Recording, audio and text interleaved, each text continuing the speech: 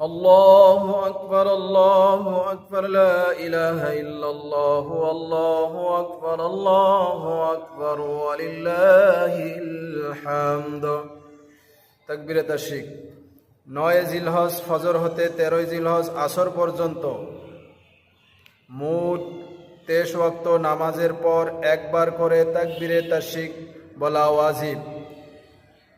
9 জিলহজ ফজর হতে 13 জিলহজ আসর পর্যন্ত মোট 23 ওয়াক্ত নামাজের পর একবার করে তাকবীরে তাশরিক বলা ওয়াজিব, 3 বার করে পড়া মুস্তাহাব।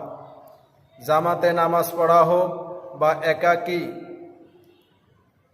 পুরুষ বা নারী, মুকিম বা মুসাফির সকলের উপর ওয়াজিব।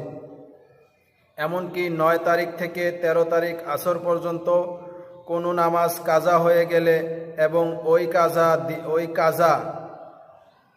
ওই দিনগুলোর ভিতরেই যদি আদায় করা হয়, ওই দিনগুলোর ভিতরেই আদায় করলে সে কাজা নামাজের পর তাকবীরে তাশরিক পড়বে।